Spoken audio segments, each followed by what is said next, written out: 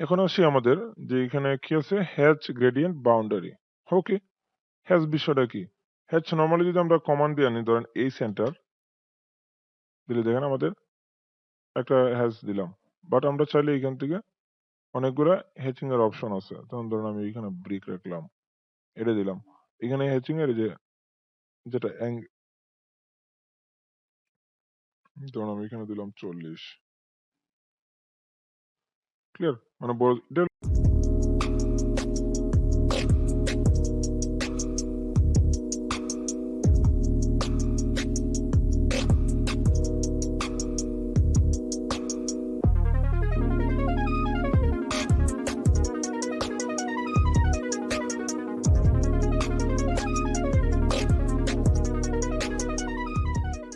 Size আপনার যে প্যাটার্নটা, জাস্ট হ্যাচিং বলে তো আমরা প্যাটার্ন, ওই প্যাটার্নটা কতটুকু বড় ছোট দেখাবে।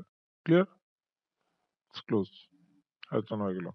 তারপরে ধরেন আমি যদি এখান থেকে নিয়ে আসতে চাই, ধরেন এই জায়গায়, এটা কি আছে, হ্যাচ। ক্লিয়ার?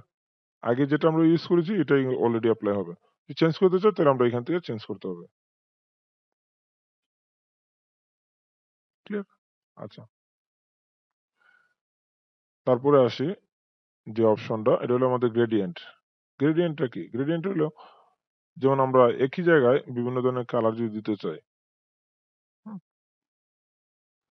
অর্থাৎ এক জায়গায় পুরুতো কালো, তারপরে হালকা এরকম ধরনের একটা ছায়া টাইপের যে বিষয়গুলো, এখানে অনেক ধরনের সিস্টেম আছে, আমরা দিতে পারি। তারপরে চাইলে যেখানে কালার আমরা চেঞ্জ করতে পারি, মানে কোন জায়গায় আমি কোন কালারটা দিব। ক্লিয়ার? কালার অ্যাঙ্গেল আমরা দিতে পারি।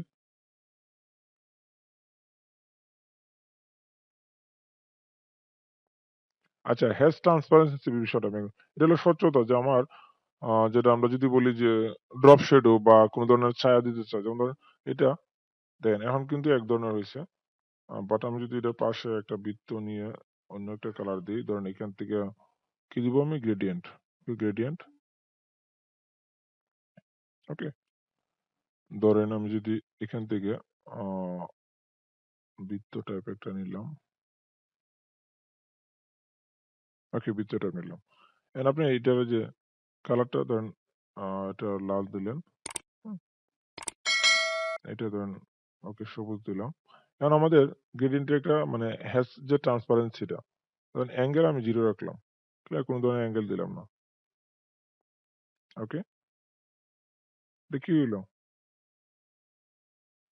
ফুললি মানে ট্রান্সপারেন্সি এটা আমি বাড়াইলাম, বাড়ালাম। এটা আমাদের অনেক সময় ডিজাইনে বা এলিভেশনে ভিন্নতা আনার জন্য আমরা এগুলো করতে পারি। স্কেচ চাপলে আমার এটা এপ্লাই হয়ে যাবে। আচ্ছা। এই ফিচারটা কিন্তু আপনার ওই যে AutoCAD 2007 এ নাই। এটা অনলি মাত্র মানে 16 বা 14 এর পরের যে 10 এর পরের যে ভার্সন গুলো আছে প্রত্যেকটা ভার্সনে আছে। আচ্ছা। এরপর হলো কি বাউন্ডারি। সো বাউন্ডারিটা হলো যেমন ধরেন আপনার পিক করে নিতে হবে আলাদা। যেমন ধরেন আমার এই একটা জায়গা আছে। আমি এখানে যদি বাউন্ডারি নিতে চাই, সো আলাদা একটা পিক বক্স আসবে। যে পিক পয়েন্ট আমি জাস্ট এটার ভিতরটুকু নিতে পারবো। দেন এন্টার। ক্লিয়ার? দেন এটা কিন্তু আমার আলাদা হয়ে গেছে। সেটারে সিলেক্ট করে আমি বাহিরে নিয়ে আসতে পারলাম।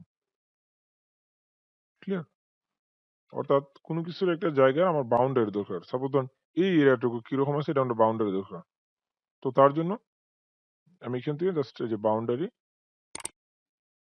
পিক পয়েন্ট এখানে একটা ক্লিক করলেই আমার বাউন্ডারি অটোমেটিক্যালি তৈরি হয়ে যাবে। বুঝে গেছে ব্যাপারটা?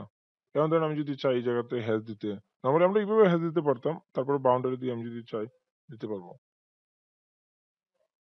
ক্লিয়ার? যেমন ধরেন আমি যদি চাই এরকম একটা শেপ,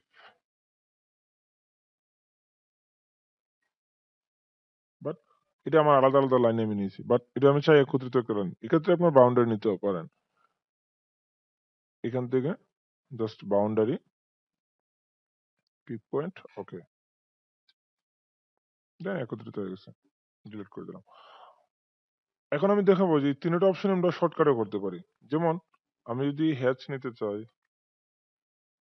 তাহলে জাস্ট এই সেন্টার হ্যাচ চলে আসবে। ক্লিয়ার? তারপর যদি আমি নিতে চাই গ্রেডিয়েন্ট, জাস্ট জিডি এন্টার, তাহলে গ্রেডিয়েন্ট চলে আসবে। তারপর যদি আমি যেটা বাউন্ডারি নিতে চাই তাহলে বিও এন্টার, বাউন্ডারি অপশন চলে আসবে। ক্লিয়ার? তো আশা করি বুঝতে পারছেন। আজ ভিডিও এই পর্যন্তই। ধন্যবাদ।